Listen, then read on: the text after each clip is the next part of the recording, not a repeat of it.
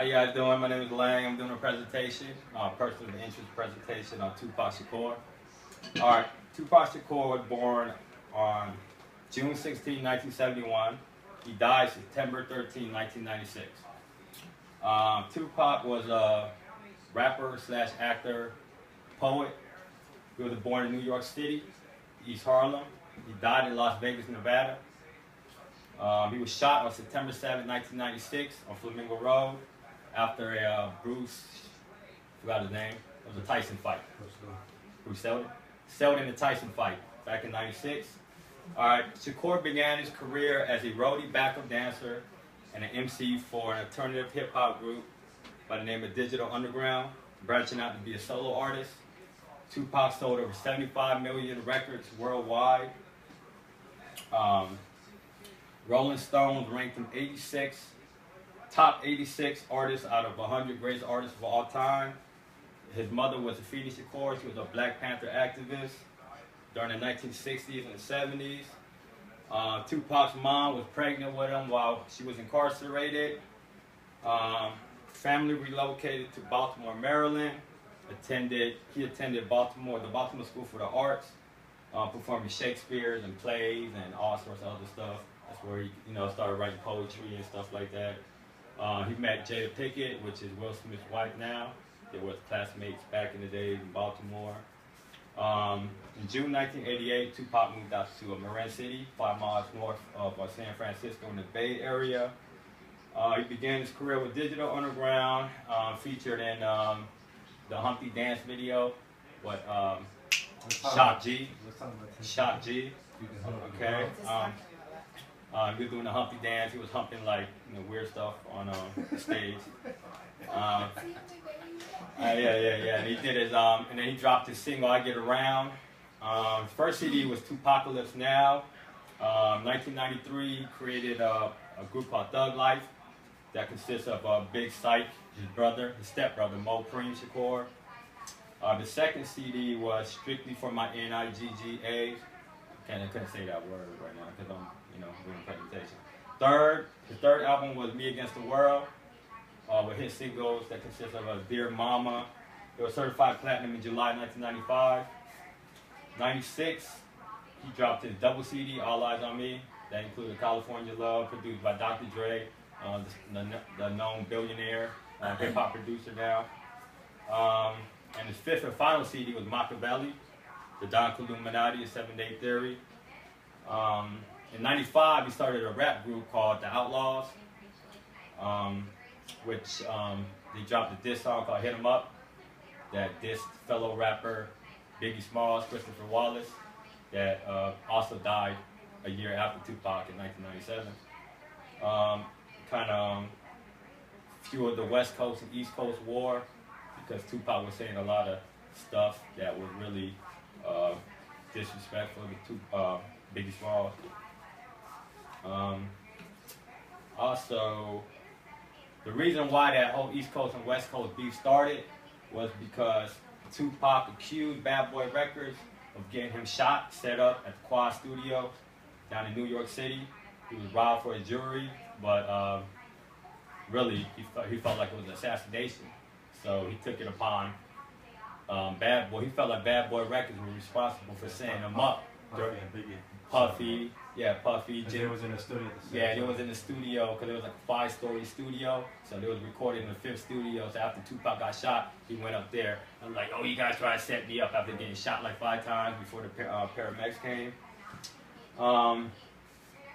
He started a rap group also called The Outlaws, which included Hussein Fatal, Napoleon, Idi Amin, Castro, Yaki, Gaddafi.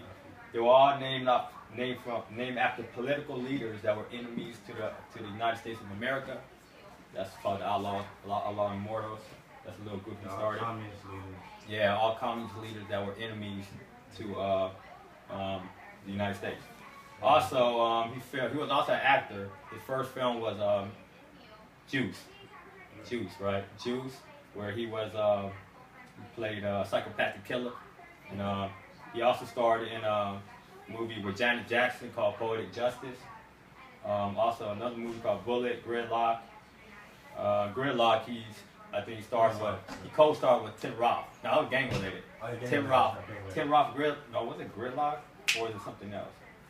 Anyways, he did a movie because he was a heroin addict in the movie with Tim Roth and running around, looking for heroin in that movie. So that just showed his whole like acting side to him. His run-ins with the law started back in '91 with the Oakland Police Department. He was like jaywalking and OPD ran up on him and kind of beat him up because he was a black rap artist with a lot of jewelry on. And so he filed a lawsuit against the Oakland PD for like $10 million. And what that when he was making his rap video? When he was shooting a rap video or something like that?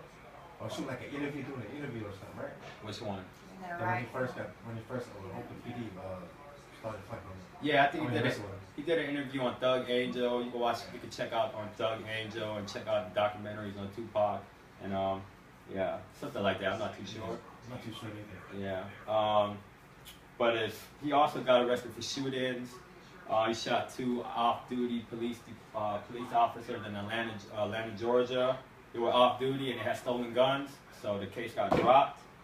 Also, he caught a sexual assault case in '93, which he did 8 months for at Clinton Correctional Facilities in New York. Back in '95, and when he got released from that '95 bid, he joined Death Row Records with Suge Knight, and that's when he dropped his All Eyes on Me CD and sold about, I think it went like triple platinum in the first week or two, and he was a bona fide hip hop star after that. He was a bona fide hip hop star before that, but that really took it to the top of the game. In all actuality, Tupac, in his own words, said he didn't commit that sexual assault. He was just a rap star since he was an entertainer. He was famous and everything. He had, what you call groupies, girls that be at the motel rooms, and he had a lot of his friends and stuff. And then, the girl wanted money, so she called the cops on him, tried to file a lawsuit against him, but it ended up sticking. But he got arrested for sexual assault, touching the buttocks. That's what he got arrested for. But anyway, that's his court cases. His legacy is he was an extremely gifted actor, rapper, poet, and an entertainer. So his life story is being taught in universities all across the United States right now. We got classes that teaches about his poetry, his lyrics, such as Dear Mama, which was a song that he recorded for his mom that went like triple platinum like in the first week. Yeah, for the most part, Tupac Shakur was a very interesting person. He died when he was 25. He passed on pretty early, but he was yeah, but a lot of people still consider him being alive. That he faked his own death supposedly. I seen him in Jamaica. Yeah, they're saying he's in Cuba, so, in Cuba, but we're not too sure about that. Right as we speak, they're shooting a $45 million movie right now about a story right now, about a life story. What's the name of the movie? I forgot, but that guy looks just like him. Yeah, the guy that's playing him right now looks just like him. Just like him. Yeah, so they're doing a whole $45 million movie right now, and that's going to be released like early year. Part the end of this year, next year. Yeah, it's going to be out by next year. It's gonna be So, good though. yeah, that's pretty much my speech on Tupac Shakur. Hope you guys enjoyed it. Thank you very much. I love Tupac. Hey, Appreciate Tupac's it. still alive.